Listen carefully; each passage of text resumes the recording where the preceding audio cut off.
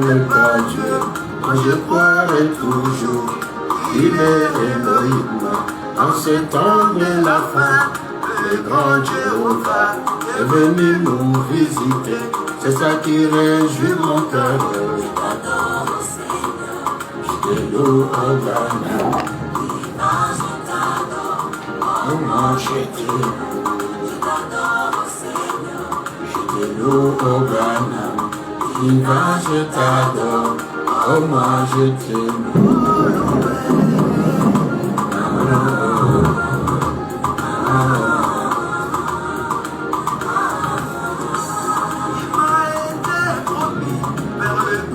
Du soleil. Je verrai la grande fontaine, la lumière devenue chère. Nous vous saluons une fois de plus ce soir dans le nom du Dieu Tout-Puissant. Nous sommes déjà là dans cette émission. Vous connaîtrez la vérité vous affranchira. Une réalisation du Branham Tabernacle de Mampala, Ubashi.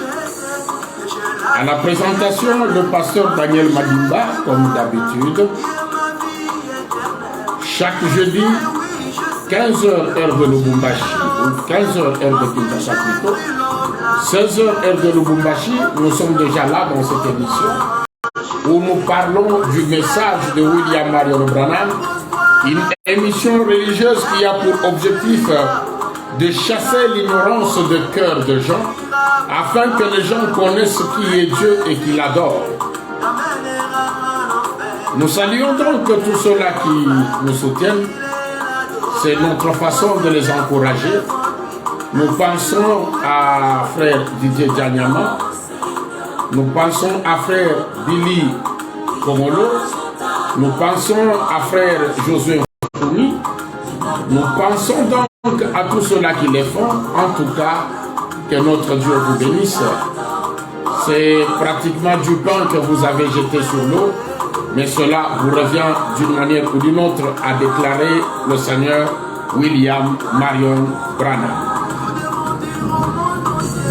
Nous sommes là dans cette émission, comme nous l'avons dit, c'est une émission religieuse qui a pour mission de chasser l'ignorance, parce qu'il est dit, mon peuple meurt par manque de connaissances. Et l'objectif que nous poursuivons dans cette émission est que les gens aient la connaissance de la parole de Dieu, qu'ils aient la maîtrise de la parole de Dieu. Voilà pourquoi nous sommes en train de parler sur un grand sujet que nous avons intitulé le mystère de la divinité, la révélation du mystère de la divinité. Et nous sommes en train de voir comment Dieu a travaillé et comment aujourd'hui il se dévoile, il se révèle, il révèle le mystère de lui-même, des choses que les gens n'avaient pas connues depuis le commencement, et cela ne devait se faire qu'au temps de la fin. Nous allons lire la parole de Dieu. Je lis dans Exode au chapitre 33. Je commence au verset 17.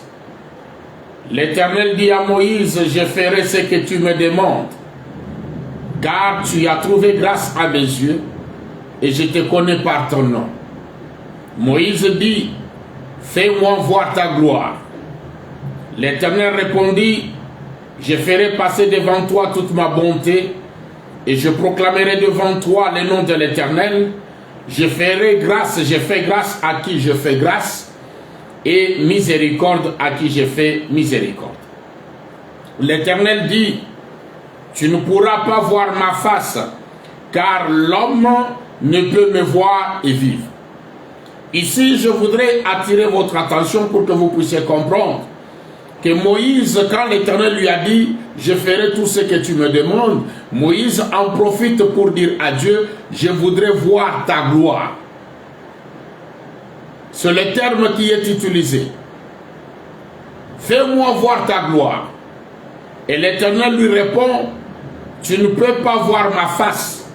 La gloire que Moïse voulait voir, c'est la face de Dieu, le visage de Dieu. Parce que depuis que Dieu avait créé, depuis le jardin d'Éden, il n'y avait qu'Adam. et Ève qui connaissait réellement la face du Dieu créateur, qui connaissait son visage.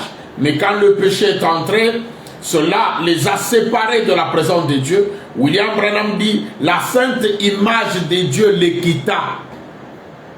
Il ne pouvait plus reconnaître Dieu, il ne pouvait plus même voir sa face, parce qu'il n'entrait plus dans sa présence. Ainsi, tout au long des âges qui ont suivi, l'homme ne pouvait pas voir Dieu parce que Dieu était caché. Depuis lors, Dieu s'est caché derrière quelque chose, derrière de peau, derrière de corps. Mais il ne s'était jamais révélé dans son propre corps. Voilà, Moïse, Dieu est entré en lui. Moïse est allé en Égypte et il a fait des miracles. Il a fait sortir le peuple de Dieu de l'esclavage. Mais il ne connaissait pas le Dieu qui l'a accompagné, le Dieu qui était en lui. Moïse ne le connaissait pas. Arrivé dans le désert, Moïse demande de voir Dieu, de voir la face de Dieu. Dieu lui dit, tu ne pourras pas voir ma face, car l'homme ne peut me voir et vivre. L'Éternel dit, voici un lieu près de moi, tu te tiendras sur le rocher. Et quand ma gloire passera, je vais te mettre dans un creux du rocher, et je te couvrirai de ma main jusqu'à ce que j'aie passé. Et lorsque je retournerai ma main, tu me verras par derrière, mais ma face ne pourra pas être vue.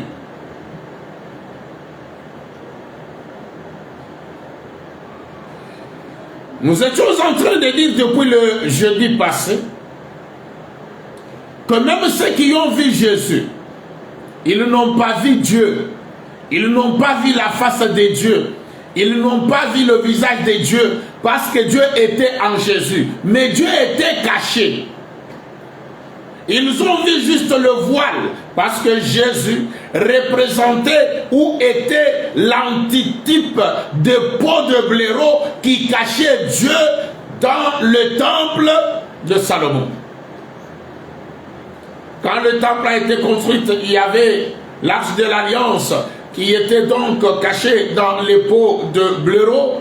Et les gens se représentaient seulement que Dieu se trouve là. Mais ils ne connaissaient pas qui est le Dieu qui se trouvait dans ces peaux de blaireau. C'est comme ça que les gens se sont représentés, juste en croyant que Jésus est Dieu. Mais ils ne comprenaient pas. Ils ne connaissaient pas le Dieu qui était en Jésus. Parce que Jésus était les peaux de blaireau. Il fallait que ces peaux de blaireau qui étaient Jésus puissent être déchirées pour que Dieu puisse se dévoiler.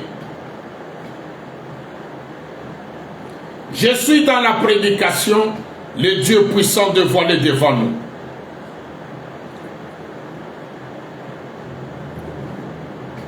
Je n'ai pas écrit la page. Comme sur la machine, il y a des paragraphes, c'est au paragraphe 148. Nous remarquons autre chose dans l'Ancien Testament. J'ai une référence dans l'Exode. Ces vieilles peaux de blaireau, à quoi servaient-elles?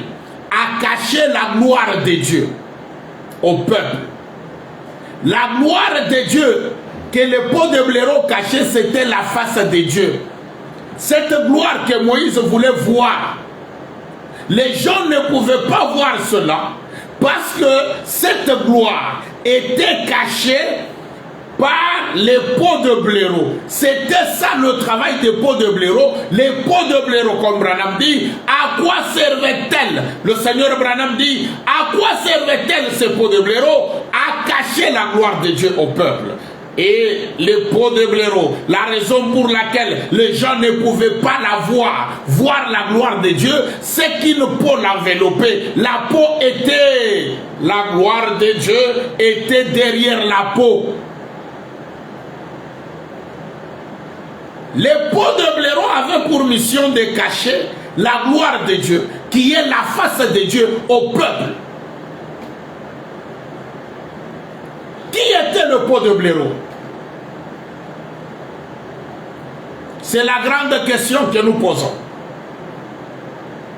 William Marion Branham, dites-nous qui étaient les pots de blaireau qui cachaient la gloire de Dieu au peuple. William Branham dit ceci. Je suis dans la prédication Dieu dévoilé. Dieu dévoilé, je prends le paragraphe 104, puis je vais lire 323. 104, il est dit ceci. Dieu voilé sous la forme d'un homme s'est caché à leurs yeux. Tout ce qu'ils ont pu voir, c'était un homme. Mais ceux qui étaient prédestinés ont vu Dieu. L'un a vu un homme, l'autre a vu Dieu. Ceux qui ont vu Jésus, ils n'ont vu qu'un homme. L'un a vu Dieu, ils croyaient que Dieu était en Jésus, mais ils n'ont pas vu la face de Dieu. Ils n'ont pas vu son visage. Dieu était voilé sous la forme d'un homme. Les yeux. Tout ce qu'ils ont pu voir, c'est un homme. Mais ceux qui étaient prédestinés, ils ont vu Dieu. L'un a vu un homme, l'autre a vu Dieu. Voyez, c'était Dieu. Voilé dans un être humain. Donc, ils avaient tous les deux raisons. Mais c'est la foi que vous avez dans ce que vous ne voyez pas. Vous le croyez quand même. Dieu, voilé dans un être humain, il était dans cette chair-là. Dieu était dans cette chair-là. Cette chair-là n'était pas Dieu, mais Dieu était caché derrière cette chair-là. Dieu était dans cette chair-là et cette chair-là était son voile. Le voile s'est déchiré. Vous voyez, pour que Dieu puisse être manifesté, il fallait que le voile de Jésus soit déchiré pour que Dieu puisse être manifesté. Quelle représentait donc la chair de Jésus? Le voile de Jésus. Je suis au paragraphe 323 de Dieu dévoilé. Remarquez le vieux voile qui cachait la gloire. Ce voile-là cachait la gloire ou cachait la face de Dieu. Les vieilles peaux de blaireau, leur aspect n'avait rien pour plaire. Sa chair non plus. C'est pour ça que les gens disaient une espèce d'égard au dos voûté comme ça. Il avait probablement 30 ans. Les cheveux gris et la barbe grise. Il n'avait rien pour attirer le regard. La Bible dit, son aspect n'avait rien pour nous plaire. Il n'avait pas l'air d'un roi. La vieille peau de blaireau. Mais oh, ce qu'il y avait à l'intérieur. Vous avez compris maintenant que les vieux voiles qui cachaient la gloire, ces vieux voiles qui étaient donc les vieilles peaux de blaireau, c'était un homme appelé Jésus. Comme Branham dit, il n'avait rien pour nous plaire. Sa chair non plus. C'est pour ça que les gens disaient une espèce d'égard au dos voûté.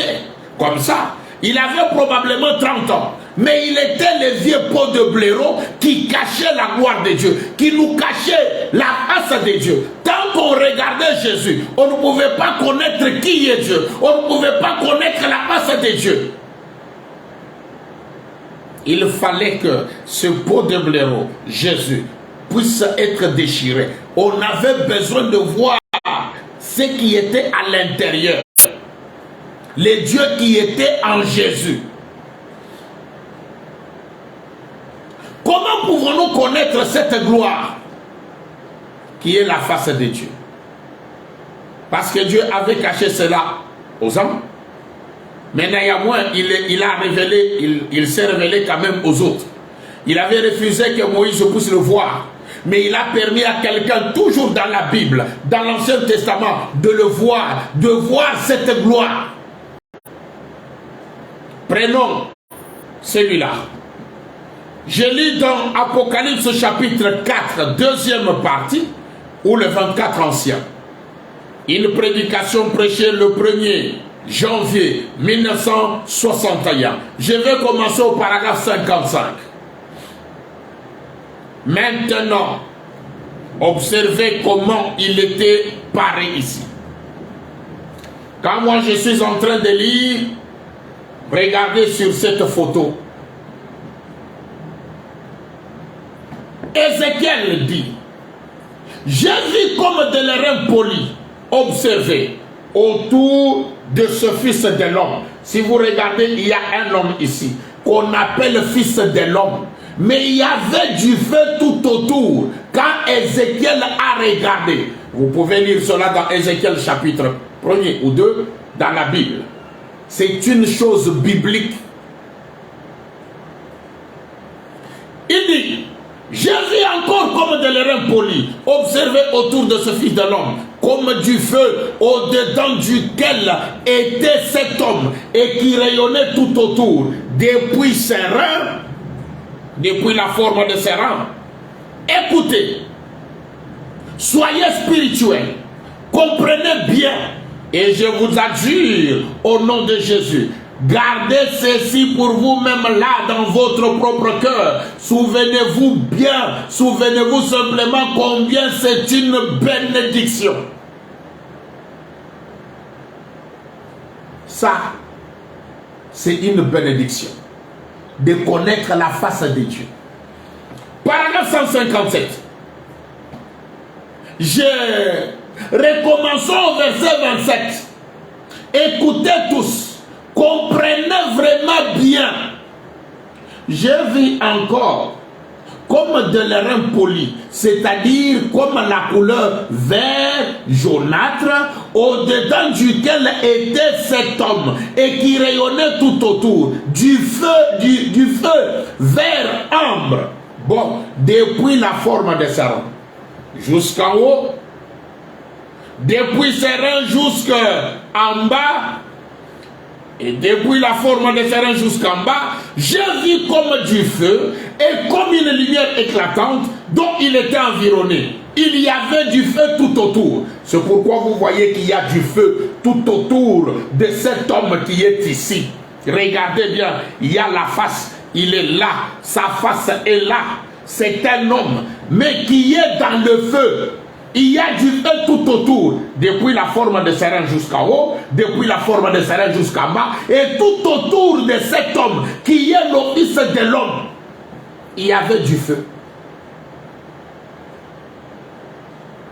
Tel l'aspect de l'arc et de la couleur en un jour de pluie, ainsi était l'aspect de cette lumière éclatante qui l'entourait. C'était l'image de la gloire de l'Éternel. Ça, c'est Ézéchiel qui dit ce qu'il a vu ici. Vous voyez qu'il y a la face d'un homme, le visage d'un homme. Il dit que c'était l'image de la gloire de l'Éternel. Or, la gloire de l'Éternel, c'est la face de Dieu. C'est que Moïse voulait voir depuis la Bible. Il a dit à Dieu, fais-moi voir ta gloire. Mais oh, Dieu le cacha dans un rocher. Il passa. Moïse a vu seulement les dos. Il a dit, ça ressemblait au dos d'un homme. Mais aujourd'hui, vous et moi, vous, le peuple du temps de la fin, nous avons eu la chance de voir la face de Dieu, la gloire de Dieu. Ce que Moïse n'avait pas voulu voir. C'est pour cela que William Branham a toujours dit que le prophète d'antan avait voulu voir ce jour. Parce qu'il savait que c'est le jour où Dieu serait dévoilé, où sa face serait dévoilée. La gloire. Oh, je me sens bien. Et quand Ézéchiel voit la face de Dieu, il voit la gloire de Dieu. Ce que Moïse n'avait pas vu, ce que le prophète d'antan n'avait pas vu, Ézéchiel dit, à cette vue, j'ai tombé sur ma face. Et j'ai entendu la voix de quelqu'un qui parlait. Laissez-moi un peu m'arrêter là. Oh, Branham ne peut pas être Dieu. Toi là qui dis que Branham ne peut pas être Dieu. Est-ce que ta parole peut être comparé à la parole d'Ézéchiel dans la Bible. Toi, un prédicateur d'aujourd'hui, Branham ne peut pas être Dieu. Branham ne peut pas. Toi qui dis que Branham ne peut pas être Dieu, tu dépasses Ézéchiel. Ézéchiel qui dit que ça, c'est la gloire de l'Éternel. La gloire de l'Éternel, la face de Dieu que Moïse ne voulait pas voir. Dieu manifeste cela. Dieu prouve cela. Il révèle cela. Et toi, tu dis, Branham ne peut pas être Dieu. Est-ce que ta parole peut compter?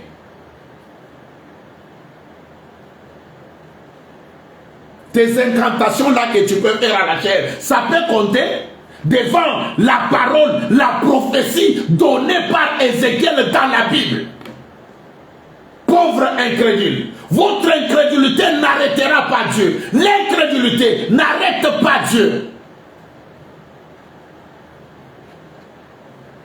Ézéchiel, quand il voit ça, il dit, à cette vue, j'ai tombé sur ma face. Si toi tu dis que tu ne peux pas adorer Branham, ça ne nous importe pas. Mais depuis la Bible, ceux qui ont vu la face de cet homme, qui ont vu son visage, l'ont adoré. Ézéchiel l'a adoré. Moi, je l'adore. Il y a des gens qui l'adorent. Nous l'adorons. Si aujourd'hui, vous dites que nous allons en enfer, nous irons en enfer avec les Ézéchiel. Nous irons en enfer avec le prophète de la Bible que vous dites croire.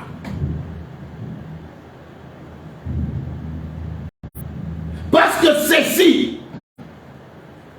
c'est une vision biblique. Les photos de Branham ne sont pas des photos ordinaires. Mais ce sont des preuves scientifiques données par Dieu pour prouver la parole. Moi, je ne peux pas adorer Branham parce que Branham, c'est un homme. Ézéchiel dit que c'est la gloire de Dieu. Toi, tu dis que c'est un homme.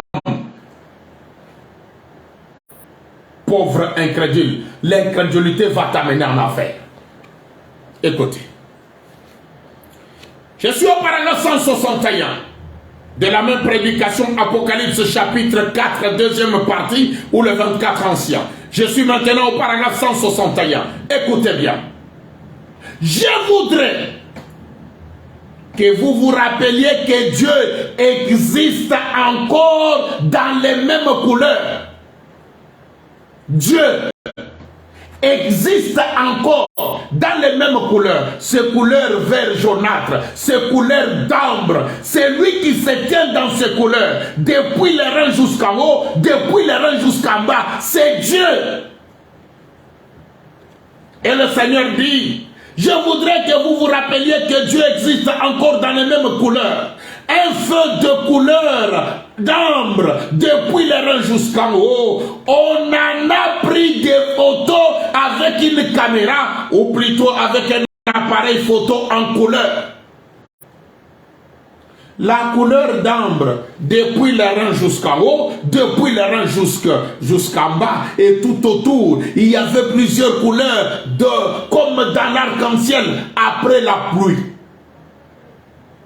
Jésus-Christ est le même hier, aujourd'hui, éternellement. Le Saint-Esprit est toujours dans sa puissance. Il est toujours dans son église dans ces derniers jours. William Branham dit, voilà, il ne s'agit pas de moi. Quand toi tu regardes là, il s'agit de qui? Regarde bien ce visage. Regarde bien. Il s'agit de qui? De Branham. Mais il dit, voilà, il ne s'agit pas de moi. Mais je me tenais simplement là. Mais on a pris cette photo. C'est pas quelque chose de fabriqué. Hein? On a pris cette photo. Je voudrais que vous examiniez cela. C'est exactement ce qu'a vu Ézéchiel. Les mêmes couleurs, la même façon d'agir, rayonnant de la même façon que ces êtres vivants. Qu'est-ce que cela signifie? Les êtres vivants représentent l'église vivante. L'église qui vit par la puissance et la résurrection de Christ. Ces mêmes couleurs d'ambre, le couvrant depuis les reins jusqu'en haut, depuis les reins jusqu'en bas.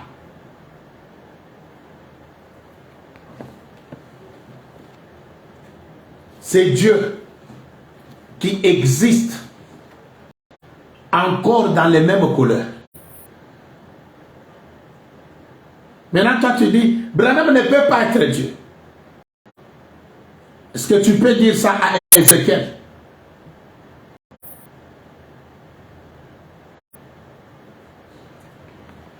Écoutez. Je suis dans la prédication intitulée Apocalypse chapitre 4, troisième partie. Prêché le 8 janvier 1961. J'ai lu le paragraphe 280. Il y a décalage de paragraphe, c'est-à-dire dans la brochure Shekinah, les brochures blanches ici, des papiers, c'est au paragraphe 280. Moi, je lis les paragraphes de brochure. Et sur les machines, c'est au paragraphe 234. J'ai lu le paragraphe 280 ou 234 sur les machines. Retournons un peu en arrière juste un moment. Retournons en arrière. J'ai une écriture à l'esprit. Ésaïe 6. Très rapidement. Observez. Ésaïe a vu exactement la même chose. Ce qu'Ézéchiel a vu ici, Ésaïe, le prophète, l'a vu. Je voudrais attirer l'attention des gens. Et surtout des pasteurs, des ministres qui se disent croyants du message. Les dénominationnels peuvent faire les déclarations là, dire « Oh, Branham n'est pas Dieu. » Ça ne nous dit rien. Même ceux du message, ça ne nous dit rien. Ce ne sont que des incrédules, des aveugles qui conduisent des aveugles. Ils ne peuvent pas le dire à Ézéchiel. Ils ne peuvent pas le dire à Ésaïe. Nous prenons Ézéchiel et Ésaïe comme témoins. Écoutez.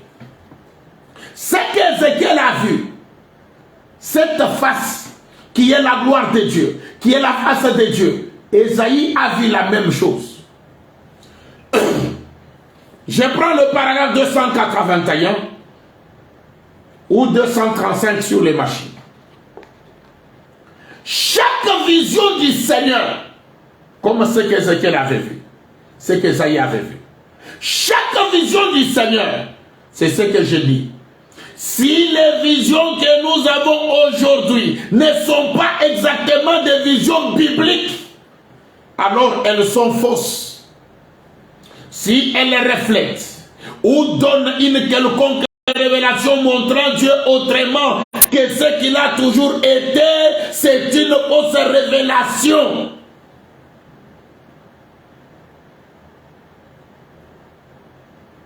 Des visions comme ce qu'Ézéchiel a vu. Quand aujourd'hui on voit cela, on photographie cela, cela doit montrer toujours Dieu, ce qu'il a toujours été. Un Dieu qui était dans le feu, comme Ézéchiel l'avait vu. Depuis les reins jusqu'en haut, depuis les reins jusqu'en bas, un Dieu qui est toujours dans ses couleurs. Si cela montre Dieu autrement, vous voulez que Dieu soit autrement que ce qu'il avait, ce que Ézéchiel avait vu? Non. Là, vous verrez que cette vision soit une fausse vision. Mais nous restons dans le cadre biblique. Pour montrer que c'est une vérité absolue.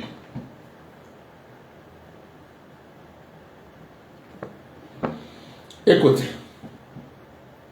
Je suis dans la prédication, l'influence d'un autre. Toi là qui dis que Branham ne peut pas être Dieu. Mais suivez ce que Ésaïe a vu et comment Ésaïe a appelé cet homme qu'il a vu. Cet homme. Et ce que Ésaïe a vu, c'est la même chose qu'Ézéchiel a vu. Suivez. Je lis dans l'influence d'un autre. Prêché le 13 octobre 1962. Je commence au paragraphe 91.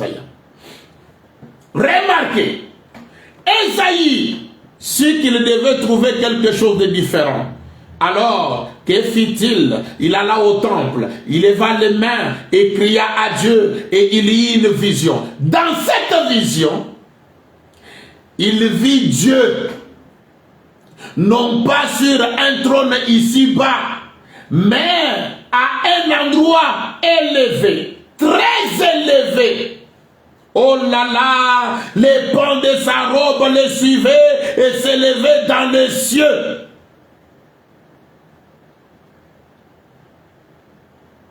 Il vit des séraphins voler d'un coin à l'autre du temple. Oh là là, le mot séraphin signifie brûleur qui se tient près de l'autel. Je prends le paragraphe 92 et 93.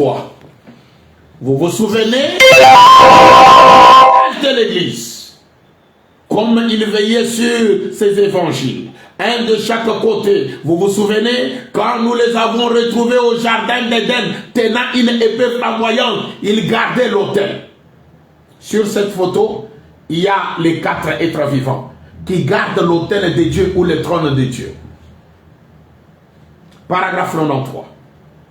Esaïe, ce grand prophète, quand il entra dans l'esprit, vit premièrement Dieu, assis tout en haut dans les cieux, au-dessus de tout le roi terrestre.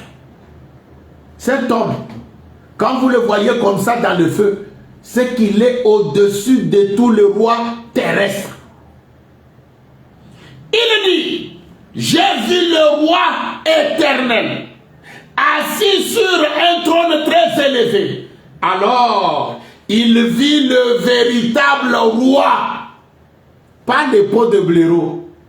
Non, quand vous voyez ça, c'est que vous voyez, vous avez vu le véritable roi. Et les pans de sa robe le suivaient. Paragraphe 128. Toujours dans l'influence des nôtres. Je vais lire 128, 129 et 130. Esaïe dit, malheur à moi, lui un prophète confirmé, né prophète, le prophète principal de la Bible.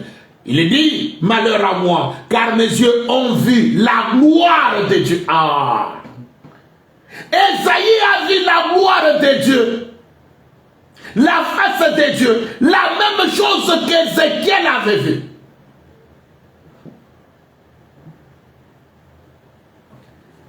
Et quand Esaïe lui voit ça, il appelle cet homme le roi éternel, qui est au-dessus de tout roi terrestre. Amen. Amen. C'est ce que Branham est, selon la Bible, selon Esaïe, selon Ézéchiel. Ce ne sont pas des choses que nous fabriquons.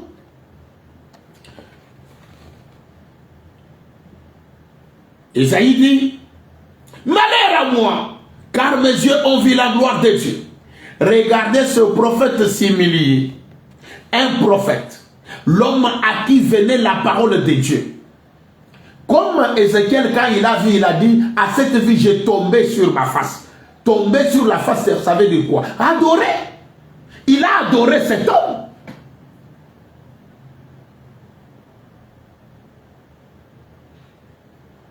Et quand Esaïe voit, il s'humilie. William Branham dit.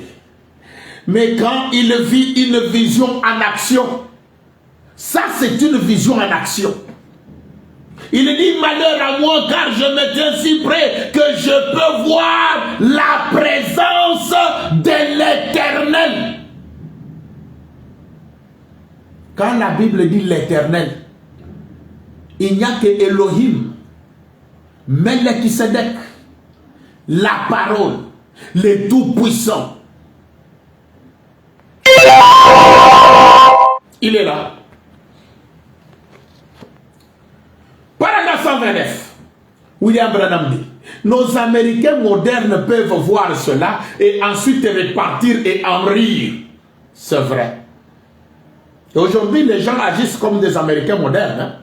Ils voient ça, on leur montre la gloire de Dieu et ils se retournent et ils rient, disant même que Branham ne peut pas être Dieu. Ah, des gens condamnés, nés pour être condamnés.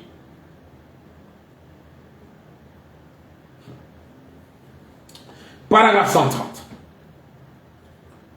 Quand il a vu une vision rendue manifeste, ça c'est une vision qu'Ézéchiel avait vue, qu'Ésaïe a vue, et aujourd'hui nous avons cette vision rendue manifeste. Quand il a eu une vision rendue manifeste, une vision manifestée, oh Dieu, sois miséricordieux envers ce monde pécheur. Oui, que Dieu ait pitié de ce monde pécheur, qui voit la gloire de Dieu, qui voit la face de Dieu, mais qui se moque de ça. Une vision manifestée, il cria, malheur à moi, car je suis un homme dont les lèvres sont impures et j'habite au milieu d'un peuple dont les lèvres sont impures. Je suis perdu. Il n'y a rien de mon amour. Et rappelez-vous, paragraphe 132. Rappelez-vous, ce prophète appelé de sa prédestiné à sa fonction, rechercher la vérité. Il s'est retrouvé. Il s'était trouvé avec un roi, il avait vu les œuvres de Dieu, mais quand il a vu une vision apparue, quand une vision apparut, au lieu de s'élever, il dit, malheur à moi, je suis perdu, je vais le payer, car mes yeux ont vu la gloire de Dieu. Nous avons déjà dit avec vous que la gloire de Dieu, c'est la face de Dieu. Voilà la gloire de Dieu, la face de Dieu. Paragraphe 133, toujours dans l'influence de l'autre. Nous pouvons voir la gloire de Dieu et faire demi-tour en disant c'est une bande de holy rollers, d'exaltés, ces gens sont fous. Ce n'est pas étonnant que nous n'en arrivons nulle part. Quand nous on vous montre la gloire de Dieu, vous vous moquez de nous. Vous n'arriverez nulle part. Votre destination, c'est l'enfer. Parce que ça, c'est une vision manifestée. Paragraphe 156. Frères, sœurs, ce que nous avons vu arriver en ce dernier jour devrait nous pousser à l'action. Amen. Nous devions être actifs. Exactement. Nous ne bougeons pas comme si c'était quelque chose.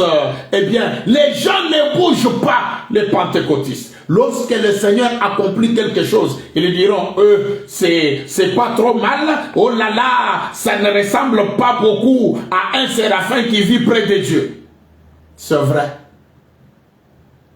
Un messager qui est même plus près de Dieu et en devenant son enfant, cela vous place plus loin que l'autel terrain.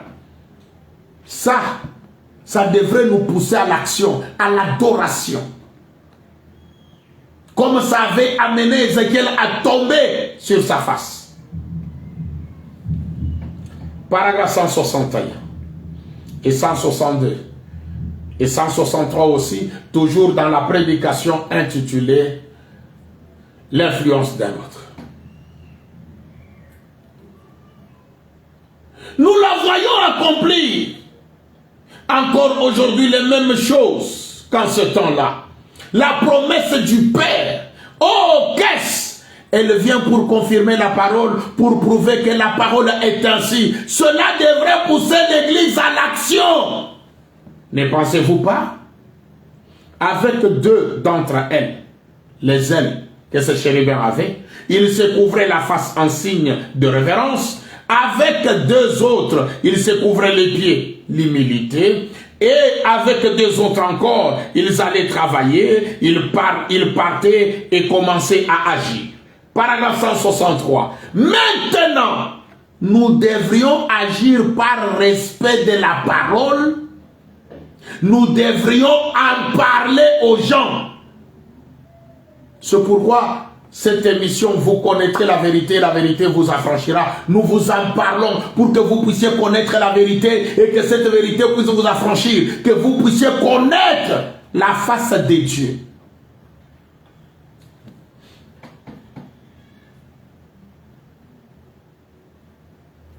Paragraphe 182.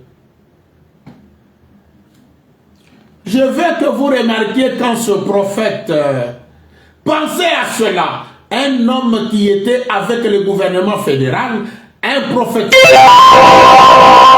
qu'il eut cette première vision, il n'avait jamais eu de vision auparavant. Il le recevait autrement. Il avait ressenti la conduite de Dieu et avait marché selon la parole. Mais cette fois-ci, c'était une vision. Alors il s'écria, je suis un homme dont les lèvres sont impures et tous les gens sont impurs. Malheur à moi parce que je vis la gloire de Dieu rendue manifeste. La gloire de Dieu dévoilée, rendue manifeste. La face de Dieu rendue manifeste. Mais nous ne faisons que la regarder alors que nous devrions nous envoler. Voyez-vous? Ah, si vous êtes encore sur la terre, nous sommes déjà envolés quand nous avons vu cette gloire.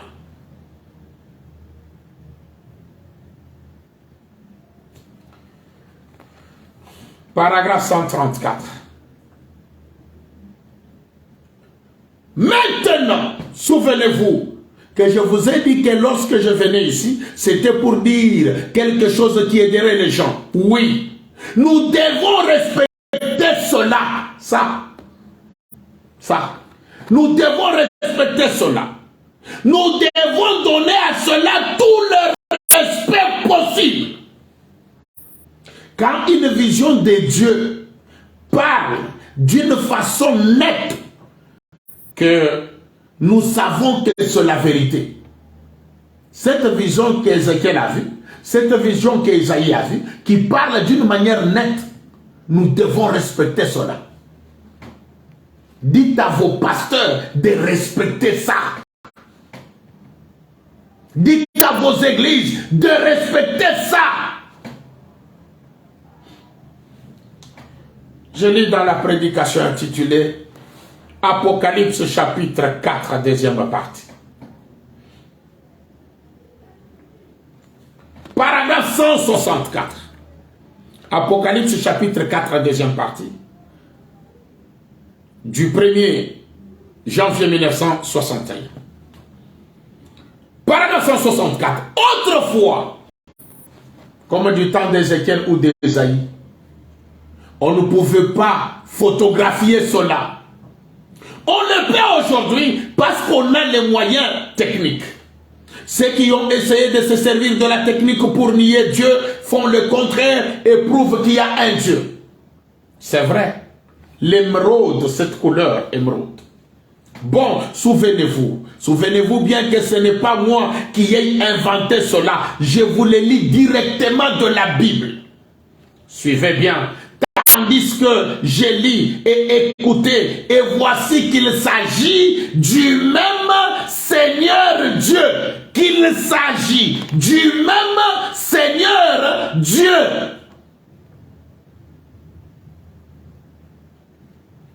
Il n'y a aucune différence entre cet homme et votre Seigneur Dieu imaginaire que vous avez là. Non, lui, William Branham, c'est le Seigneur Dieu lui-même. Suivez bien ce verset 27. Paragraphe 168. La gloire de l'Éternel recouvrant son Église, parce qu'il est dans son Église. Amen. Oh, cela paraît une folie pour celui qui manque de sagesse. Ceux qui disent que Branham ne peut pas être Dieu, ceux-là qui ne voient pas ça, ce sont des gens qui manquent de sagesse. Mais comme c'est glorieux pour ceux qui croient, amen. Voyez?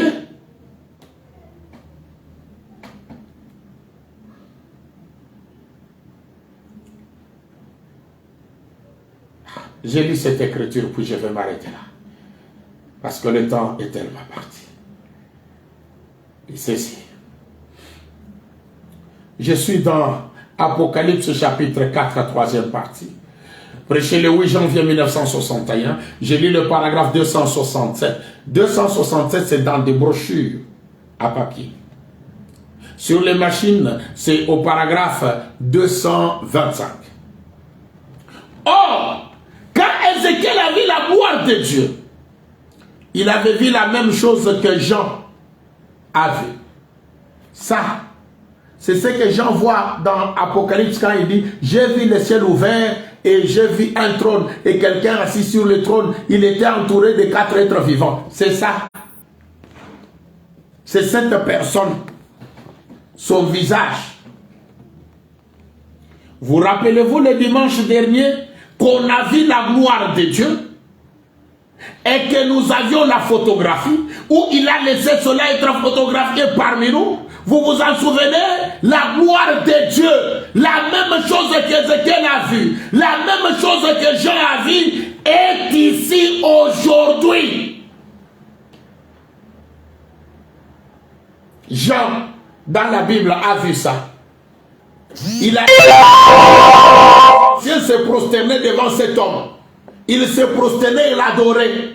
Maintenant, toi, tu dis que Branham ne peut pas être Dieu. Moi, je ne peux pas adorer Branham. Qui es-tu? Qui es-tu? La chair à canon.